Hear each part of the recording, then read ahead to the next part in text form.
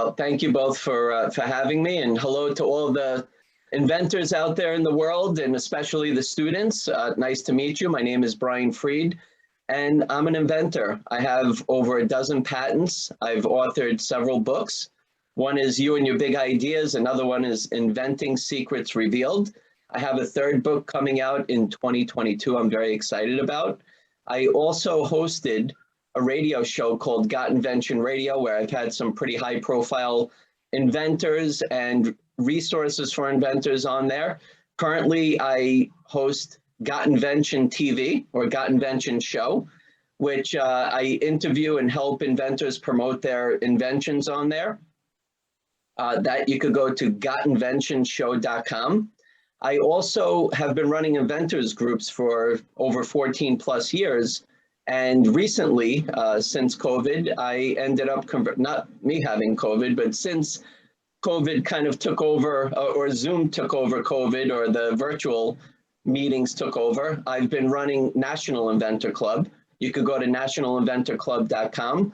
I've recently had on Indiegogo and some As Seen on TV company, and I've had US Patent and Trademark Office, and Kevin O'Leary from Shark Tank, his president of O'Leary Ventures was on.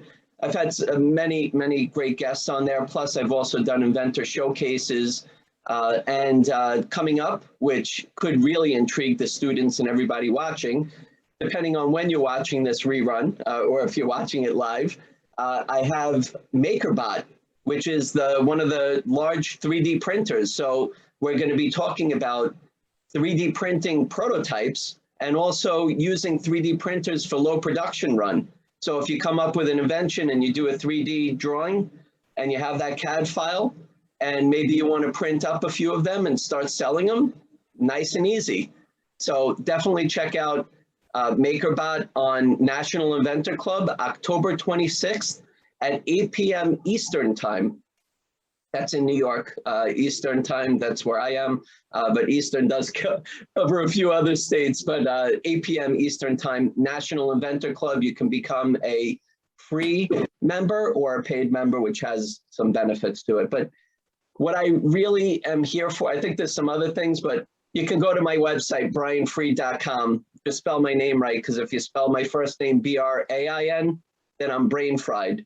So it's BRIANFRIED.com, and you can check out some of the other things I'm involved with, and inventorsmart.com. But anyway, enough about me. I'm here for you and the students out there and all the innovators, entrepreneurs, inventors, whatever you want to call yourself. There's always a time. I think everybody comes up with an idea at some time or another in their life. The question is, are you somebody that's going to stop and take action? There's a lot of people that they think about something and poof, they get distracted. Their phone rings, a text message, whatever it is, it's gone.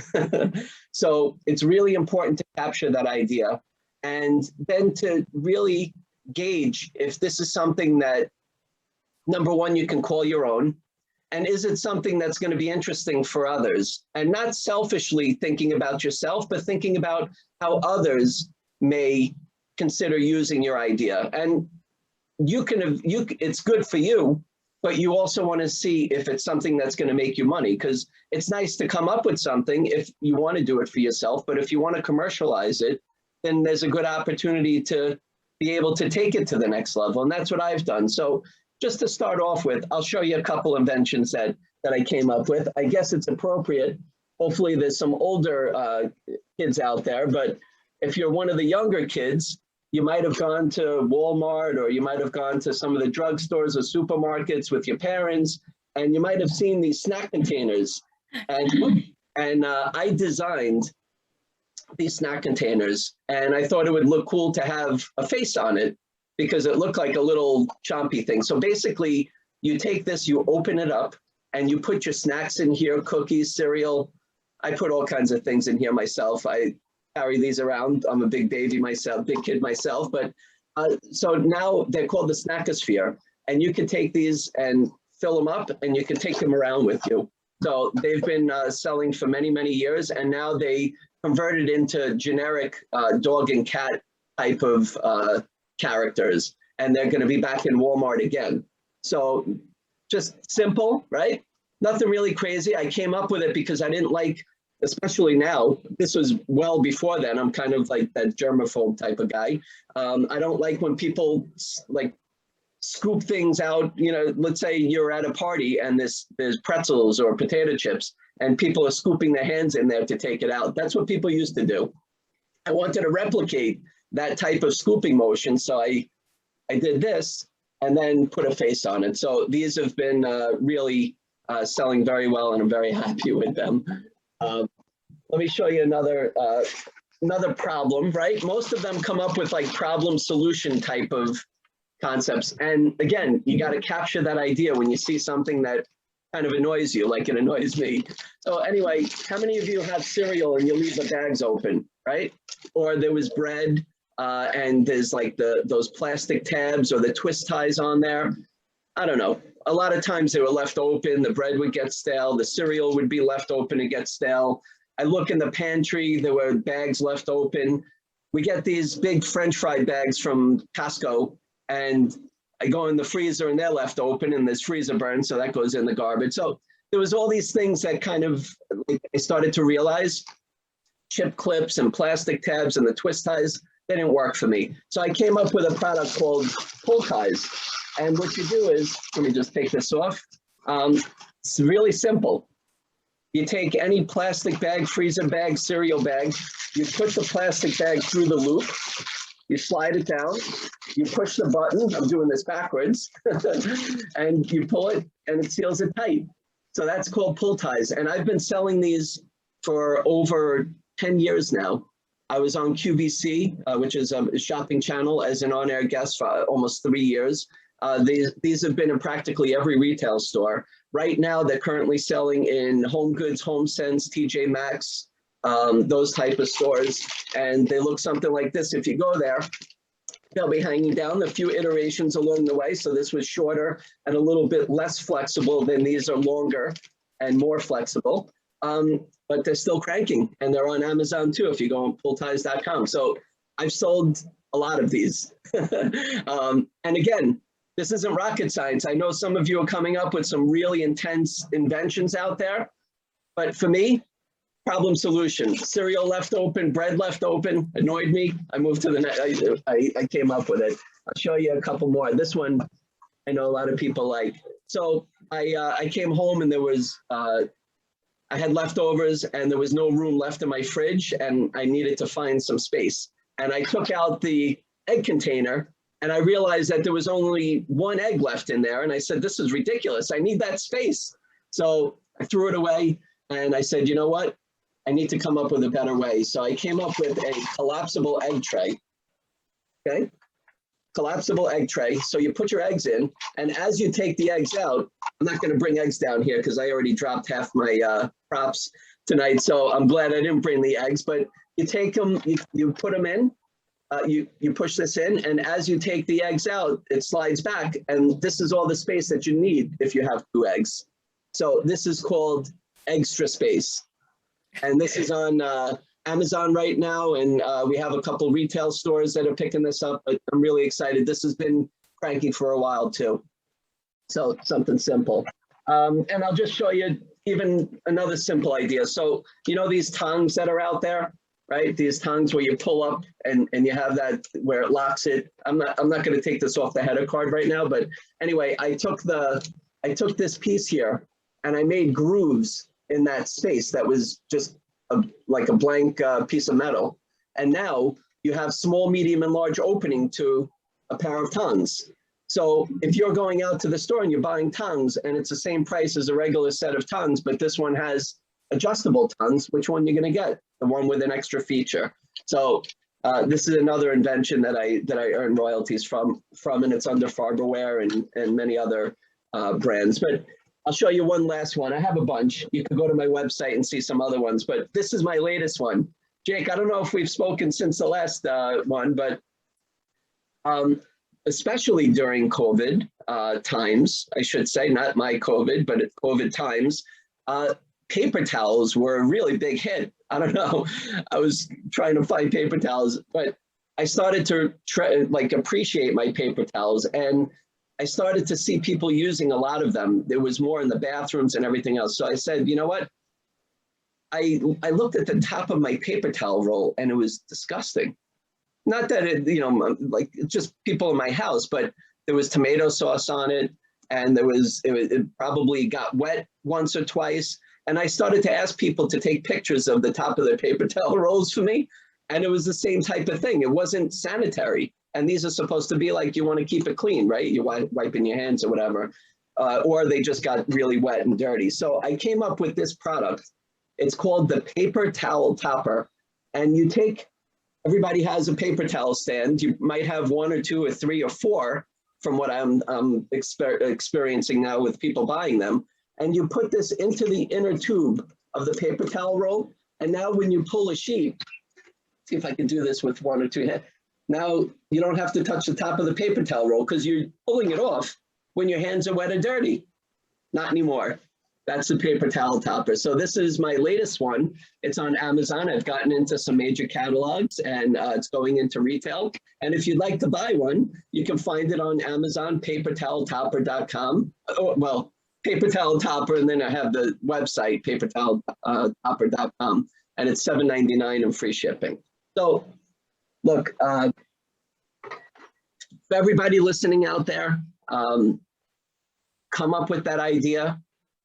Take it in, do your research without spending a dollar, a dime, go online, put in a generic search term of what your idea is going to be, and start to figure out, is it something that you can call your own, or is there too many similar things out there?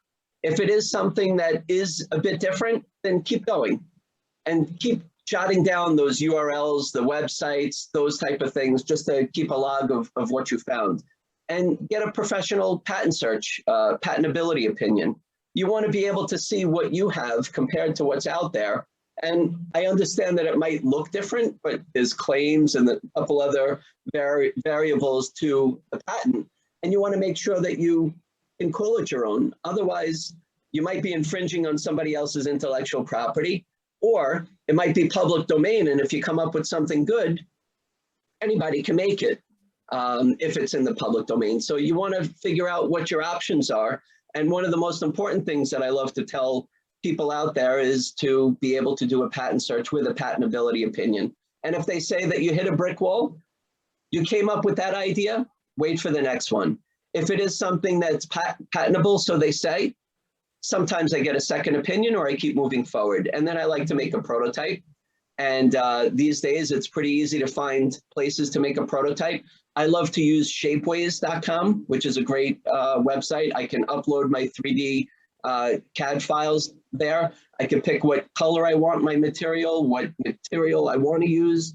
And in a couple weeks or less, it ends up in my mailbox. So that's been a great experience. And just like I mentioned earlier, you can get your own 3D printers these days. You can take her, whether it's with your own inventions or anything that you want to print. There's so many Thinkiverse and all these other websites that you can just pull fun stuff and print. So make a prototype. If you don't want to 3D print or you don't want to make CAD files, start ripping things apart and coming up with something really close. That's what I did.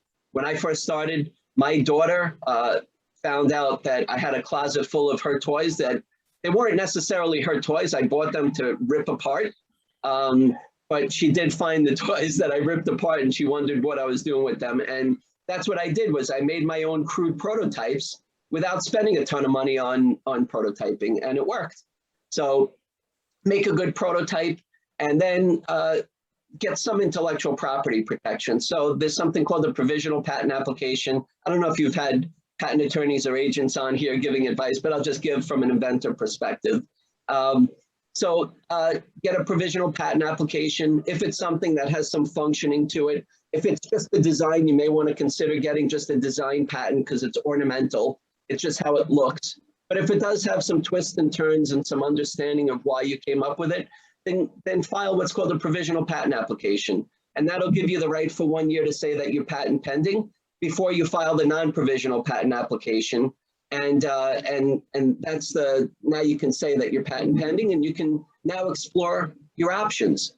Is it something that you want to license? So you go to a company that sells products already in retail, and you flip over the package and there's the name of the company, and you call them and you say, hi, my name is Brian, and I have a product that I think it would align nicely with your product line. Can I show it to you? I made a prototype, I did a patent search, provisional patent application, patent pending, and I show it. And if they like it, then what they're gonna do is they're gonna rent the rights to my intellectual property, and they're gonna manufacture it and distribute it. This is how it happens most of the time. And they're gonna pay me a royalty every time one of them sells. Or am I going to be an entrepreneur in a different way where I'm going to start my own business and I'm going to manufacture it? So are you going to manufacture it in China, in another country, overseas, in the USA?